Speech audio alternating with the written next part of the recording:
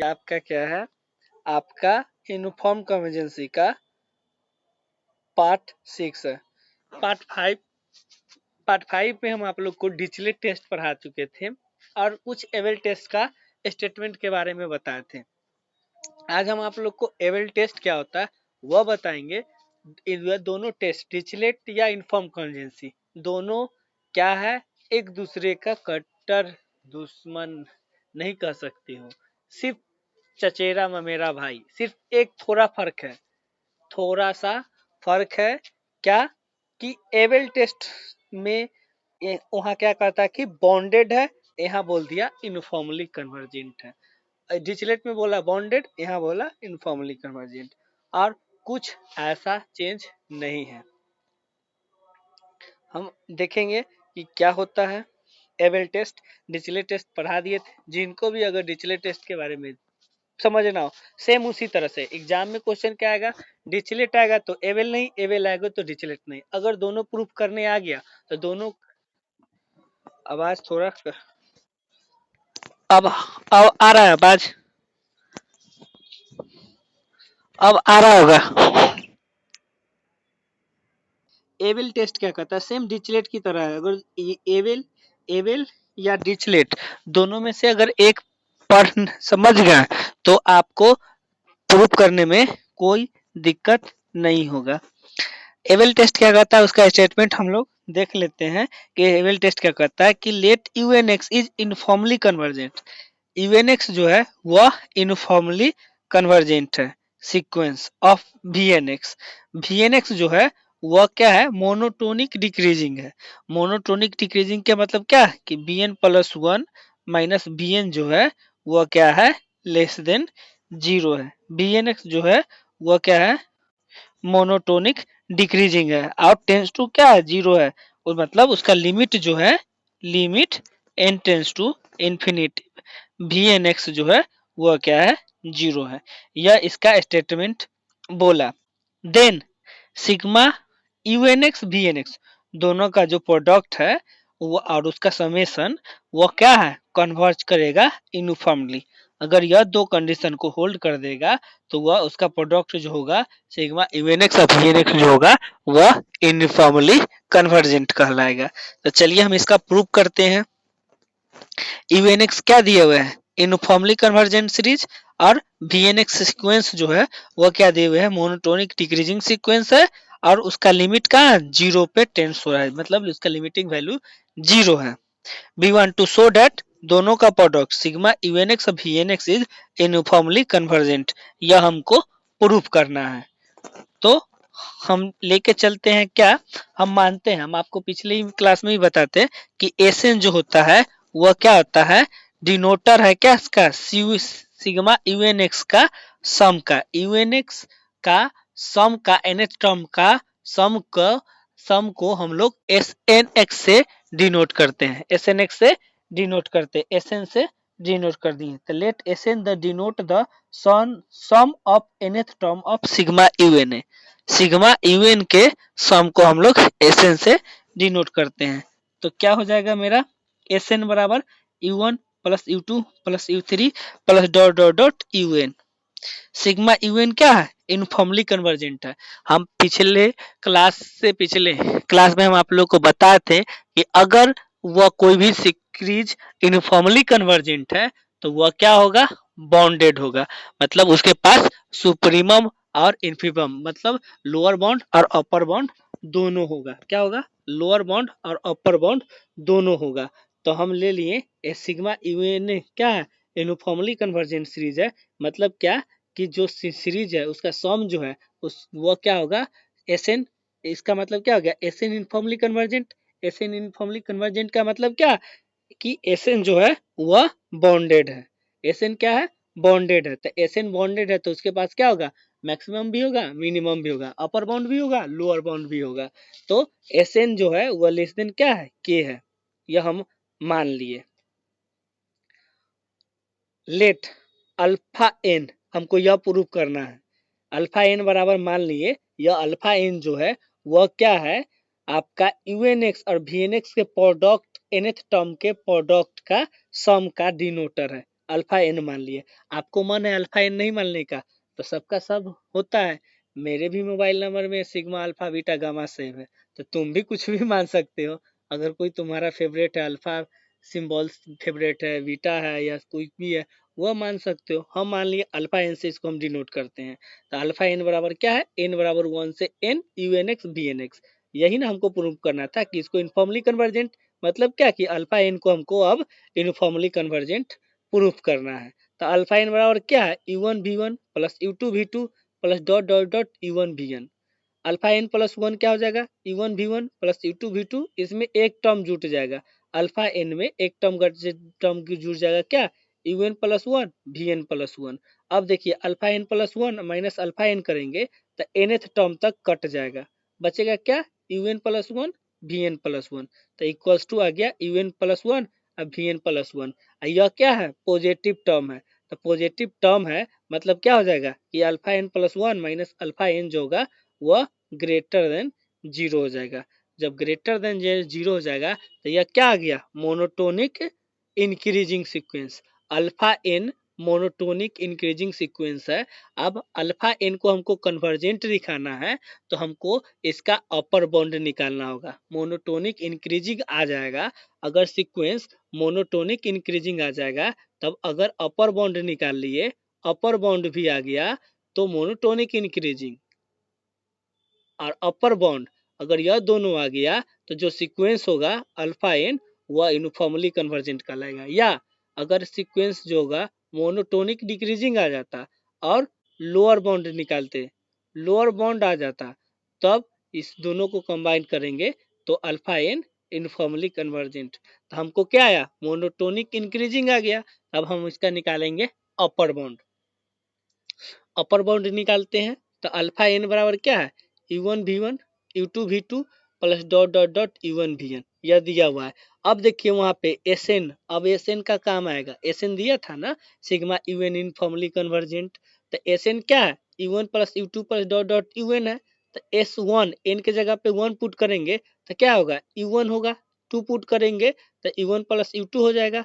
S N put करेंगे तो U one plus U two plus dot dot dot U N आ गया। अब यू एन निकालने के लिए क्या करेंगे, S N minus N minus one term तक घटाएंगे तो U one plus U two plus dot dot U N minus one. तो इसको हम लोग क्या लिख सकते हैं, अगर एन तक, एन यहाँ लिखा है कब, जब यू एन तक है तब। एन माइनस वन कब लिखाएगा, जब यू एन माइनस वन तक रहेगा तब। तो हम U one plus U two dot dot dot U N minus one तक है तो इसको हम क्या लिख सकते हैं, एस एन माइनस वन से इसको डिनोट करते हैं। तो यू एन बराबर क्या आ गया, S N one minus one, मतलब बड़ा में से छोटा टर्म घट रहा है। अब इसके बाद हम क्या बोले थे आपको, यहाँ पे कुछ गड़बड़ था। क्या था, कुछ गड़बड़ था। अल्फा एन वैल्यू पुट करिए, क्या है आपका यू वन क्या है एस वन, तो S one V one plus U two क्या था, यू टू यहाँ से क्या निकलेगा, यहाँ से यू टू क्या निकलेगा, S two minus S one. तो S two minus S one V two plus dot dot S N minus one V N, यह आ गया। अब यहाँ से देखिए हम लोग क्या किए, हम लोग अब क्या किए, यहाँ से देखिए यहाँ पे हम यह लाइन को क्या किए हैं, यह लाइन जो है वो हम गलत कर दिए हैं। आपको क्या करना है, इस लाइन के बाद अल्फा एन है, यहाँ से देखिए हमको एस वन कॉमन करना है। तो एस वन यहाँ प्लस में वी वन है और यहाँ पे एस वन जो है वह माइनस में वी टू है। तो हम इसको लिख सकते हैं ना, इसको, इस लाइन को काट दीजिए। अब इसके बाद आप क्या लिखिए वह देखिए, इस लाइन के बाद काटने के बाद आपको क्या लिखना है, यह लिखिए क्या, V two minus V one S one plus V three minus V two S two plus dot dot dot plus V N minus one क्या एस एन। ऐसा टर्म हम लोग लिखेंगे। जब हम ऐसा टर्म लिख लेंगे तो हमको देखिए S one S two S three और वहाँ क्या था, एस एन जो था वह लेस देन क्या था, के से। तो एस वन भी क्या होगा, लेस देन के होगा, एस टू भी क्या होगा, लेस देन के होगा। तो S one S two S three के जगह पे क्या पुट कर देंगे, हम लोग के पुट कर देंगे।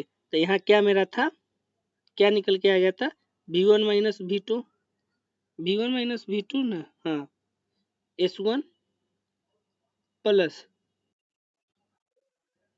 v2 minus v3 s2 plus dot dot dot, ये सबके जगह पे वैल्यू पुट कर देंगे के। तो v1 माइनस v2 के प्लस v2 माइनस v3 के प्लस डॉट डॉट डॉट, यह क्या हो गया, लेस देन। अब देखिए यहाँ माइनस में v2 के है और यहाँ प्लस में v2 के है, तो कट जाएगा, यह प्रोसेस को बढ़ते चला जाएगा। तो यहाँ देखिए फर्स्ट वाला बच रहा है तो लास्ट वाला बचेगा, लास्ट वाला क्या बचेगा, यहाँ पे v1 क्या है, v1 के, और लास्ट वाला क्या बचेगा, माइनस bn के, यह बच गया, के कॉमन कर लिए, v1 माइनस bn बचा। अब देखिए vn क्या था, मोनोटोनिक डिक्रीजिंग सीक्वेंस था, vn क्या था, मोनोटोनिक डिक्रीजिंग सीक्वेंस था। मोनोटोनिक डिक्रीजिंग सीक्वेंस का मतलब क्या कि v1 बड़ा है v2 से, v2 बड़ा है v3 से, v3 बड़ा है v4 से, डॉट डॉट vn बड़ा है इतना से। देखिए तो v1 सबसे बड़ा है और vn क्या है, छोटा है, तो v1 माइनस bn करेंगे तो क्या होगा, पॉजिटिव टर्म आएगा, एक फाइनाइट टर्म आएगा, और फाइनाइट टर्म में k से गुना करेंगे तो वह भी फाइनाइट टर्म आएगा। मतलब क्या कि मेरा अल्फा n जो हो गया वह लेस देन के वी एन लिखेंगे, क्यों कि यह भी फाइनाइट टर्म है। तो अल्फा एन मेरा जो आ गया वह क्या आ गया, फाइनाइट टर्म से छोटा आ गया। तो यह अल्फा एन, यह जो आ गया यह क्या है, अपर बाउंड है। अपर बाउंड क्या होता है, alpha N less than equal to K V one या के, यही होता है अपर बाउंड। लोअर बाउंड क्या होता है, के यू टू आ जाता लेस देन अल्फा एन, तो यह लोअर बाउंड कहलाता। तो यह मेरा क्या निकल गया, अपर बाउंड निकल गया। जब अपर बाउंड निकल गया तो हम क्या कर सकते हैं, यहाँ v1 इज फर्स्ट टर्म है, अब vn है तो v1 इज फाइनाइट है, k1 इज फाइनाइट है, तो k v1 is also finite. तो अल्फा n क्या हो गया, less than a finite term, मतलब अल्फा n क्या हो गया, बाउंडेड एबव हो गया। अल्फा n क्या आ गया मेरा, बाउंडेड एबव हो गया। तो इक्वेशन फर्स्ट क्या था, अल्फा n इंक्रीजिंग था, मोनोटोनिक इंक्रीजिंग, इक्वेशन 2 है बाउंडेड एबव। दोनों को कंबाइन करेंगे तो alpha N monotonic increasing and bounded above हो गया। तो अल्फा एन क्या कहलाएगा, इनफॉर्मली कन्वर्जेंट। क्या करेंगे, इनफॉर्मली कन्वर्जेंट। तो इन अल्फा एन क्या माने थे, सिग्मा यूएन वी एन, ये क्या हो गया, इनफॉर्मली कन्वर्जेंट सीरीज कहलाया। यही है आपका एबेल टेस्ट। अब आते हैं क्या, यह 3 क्वेश्चन है, 3 क्वेश्चन में से एक आएगा क्या, state and proof term by term continuity, term by term differentiability, term by term integration. इसमें से एक क्वेश्चन आता है, मन किया तो पूछ दिया। मतलब जो क्वेश्चन सेट करने वाले हैं थोड़ा टेढ़ा दिमाग कहते हैं, यह क्वेश्चन डाल देते हैं, सिंपली हैं देख रहे हैं तो वह डाल देते हैं। अब जो ज्यादा तेज रहते हैं, लगता है कि ये बच्चा उनके अनुसार, वो अपने अनुसार चलते हैं, ये बच्चा इजी बना देगा तो इसको ये डालते हैं क्वेश्चन, तो तब यह क्वेश्चन पूछा जाता है। तो यह क्वेश्चन है बहुत ही अच्छा है, 3 क्वेश्चन है, इसमें से एक क्वेश्चन आपके एग्जाम में आएगा। हम आज एक क्वेश्चन करवाएंगे। क्वेश्चन क्या कहता है, state and proof term by term continuity theorem, term by term continuity theorem.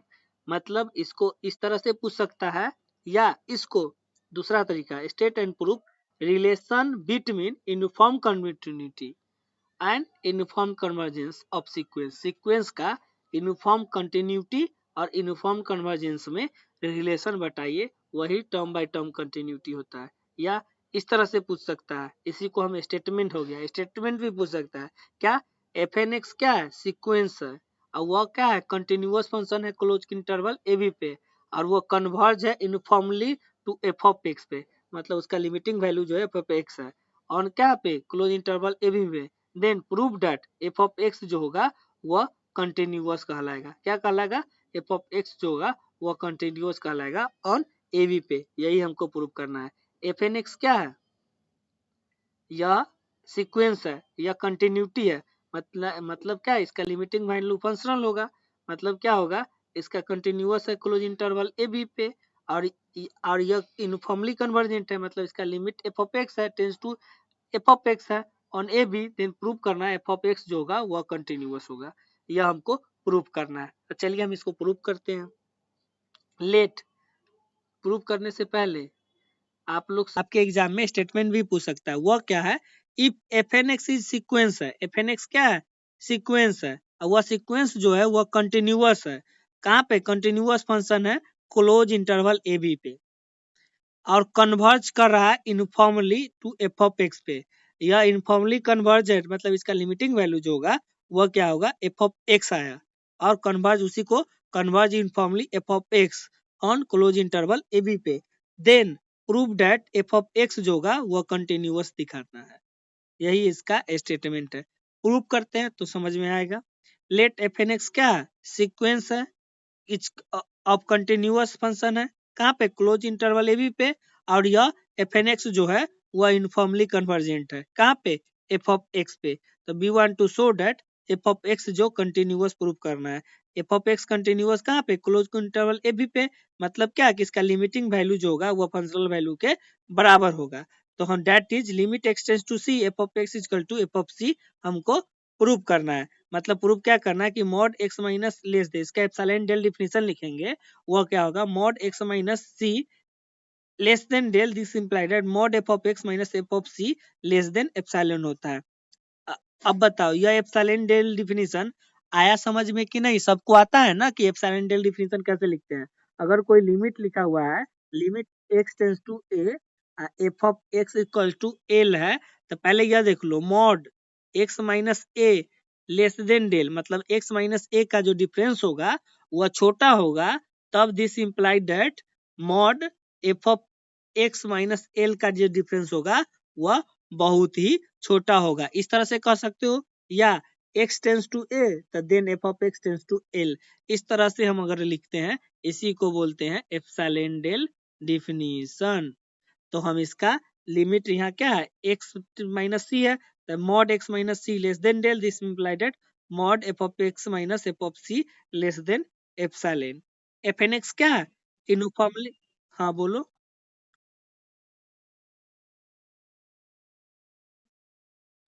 Del जो है, डेल क्या है? अब देख लो डेल का मान क्या है वह बताते हैं। डेल का मान जो होता है, यहाँ मान नहीं है, कहता है क्या कि अगर एक्स माइनस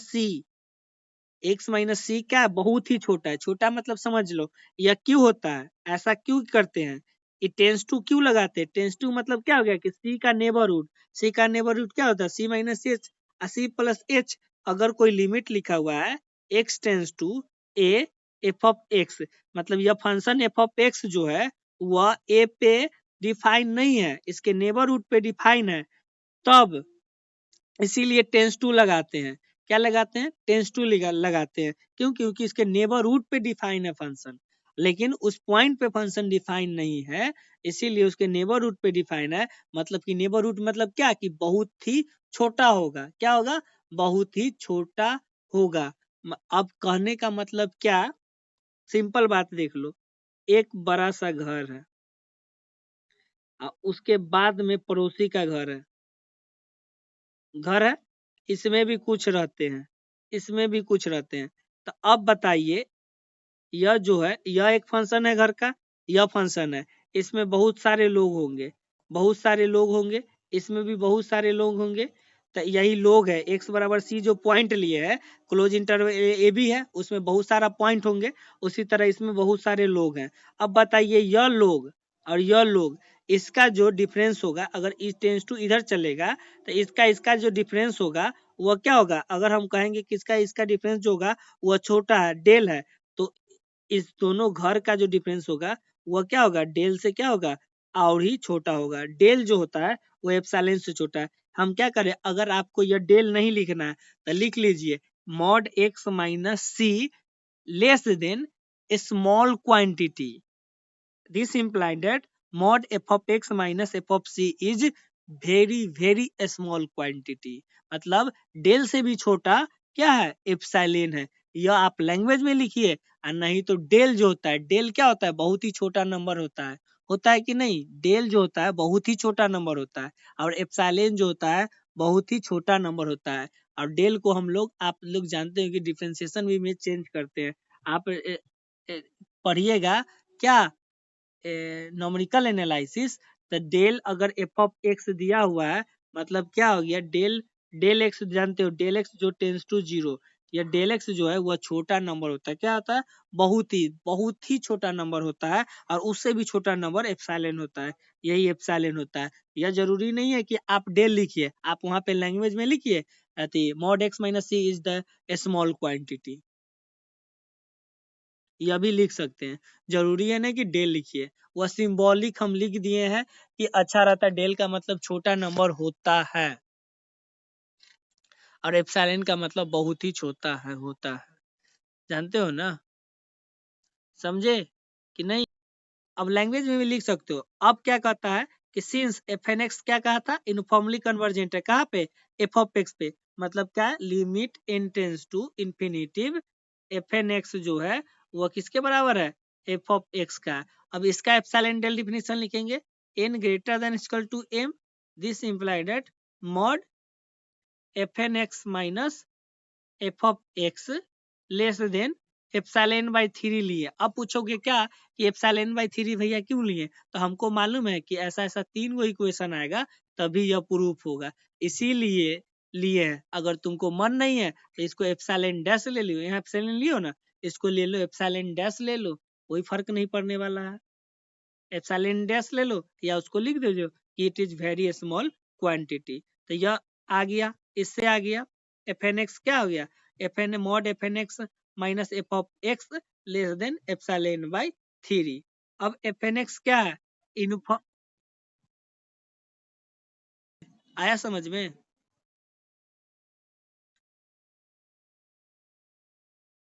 अरे आप जब प्रूफ करोगे ना तो पता चलेगा। हम एप्सिलॉन बाई थ्री लिए ना, चलो ले लो एप्सिलॉन। नहीं लेंगे, हम नहीं लेंगे एप्सिलॉन बाई थ्री, चलो तुम ही बोल रहे हो ना, हम ले लिए, चलो काट दिए इसको। एप्सिलॉन यहाँ लिए हुए हैं ना, एप्सिलॉन यूज किए हुए हैं, एप्सिलॉन डैश ले लिए या लिख दिए it is very small quantity, या एप्सिलॉन बाई टू लो। क्या एप्सिलॉन बाई टू लोगे, कुछ भी ले सकते हो। तो आप एप्सिलॉन डैश ले लो ना, चलो एप्सिलॉन डैश लेके चलते हैं हम। उसके बाद क्या है देख लो, एप्सिलॉन डैश ले लिए, F N X is uniformly convergent है एफ ऑफ एक्स पे।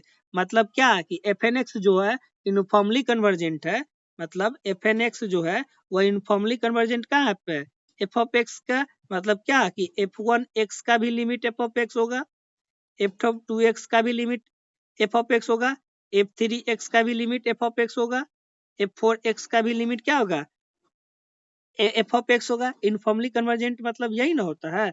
मतलब क्या कि उसका जो हम लिख सकते हैं, each term of F N X is uniformly convergent of X बराबर सी पे। तो हम सी पॉइंट पे ले लिए, क्या ले लिए, सी पे ले लिए। तो mod F N X F N C minus F of C less than epsilon by three, equation two ले लिए। एफ एन एक्स ये अभी बोल रहा है क्या, एफ एन एक्स वहां बोल रहा था क्या, ये तो यूनिफॉर्मली कन्वर्जेंट हो गया। अब क्या कर रहा है, एफ एन एक्स के कह रहा था वहां क्या कि कंटिन्यूअस है। तो कंटिन्यूअस है मतलब क्या कि इसका लिमिटिंग वैल्यू के बराबर होगा लिमिट। तो हम limit X tends to C F N X equal to क्या हो जाएगा, एफ एन सी हो जाएगा। यही ना होगा, यही ना continuous, limiting value equals to functional value. मतलब mod X minus C less than del, this implied that mod F N X minus F N C less than epsilon by three. यहाँ वहाँ सिंगल लिए थे ना, यहाँ double dash ले लेंगे, यहाँ ट्रिपल डैश ले लेंगे एप्सिलॉन। इसीलिए देखिए तीन इक्वेशन आ गया ना, इसीलिए हम एप्सिलॉन बाई थ्री लिए थे। क्यों, क्योंकि epsilon by three plus epsilon by three plus epsilon by three epsilon के बराबर होगा। अब हमको मन है तुमको लो, नहीं तो वह एप्सिलॉन डैश ले लो double dash, epsilon triple dash ले लो, कोई फर्क नहीं पड़ता है। अब हमको क्या प्रूव करना था, F of X minus C. तो हम मॉड एफ ऑफ एक्स, देखिए माइनस एफ एन एक्स और प्लस एफ एन एक्स इसमें जोड़ और घटा सकते हैं, minus F N C plus F N C जोड़ और घटा सकते हैं, और एफ ऑफ सी है ना तो एफ ऑफ सी लिख दिए माइनस एफ ऑफ सी। अब देखिए यह वाला टर्म एक साथ, यह वाला टर्म एक साथ, यह वाला टर्म एक साथ क्यों करेंगे, क्योंकि यहाँ एफ एन सी के साथ एफ ऑफ सी है, यह हो गया एफ एन एक्स के साथ एफ एन सी है इक्वेशन फर्स्ट में, अति सेकेंड में, थर्ड में, और एफ ऑफ एक्स के साथ एफ एन एक्स है इक्वेशन फर्स्ट में, उसका हम यूज करके लिख लिए। Mod X plus Y plus Z less than equals to होता है mod X plus mod Y plus mod Z का, होता है। यह प्रॉपर्टी मॉडुलस का है, लगा दिए इसके साथ, अलग अलग कर लिए। अब देखिए मॉड माइनस एक्स जो होता है वो मॉड एक्स के बराबर है, अब हम इसके फॉर्म में लिया है, यह F X minus F N X है ना, तो इसको हम लिख दिए F N X minus F of X. यह लिख सकते हैं क्योंकि मॉड माइनस एक्स वाई जो होता है वह इक्वल होता है मॉड वाई माइनस एक्स का, क्यों, क्योंकि mod minus Y minus X equals to mod Y minus X, क्यों, क्योंकि मॉड माइनस एक्स जो होता है मॉड एक्स के बराबर होता है। तो हम लिख दिए mod F N X minus F of X plus mod F N X minus F N C plus mod F N C minus F of C, यह हम आपको लिख दिए।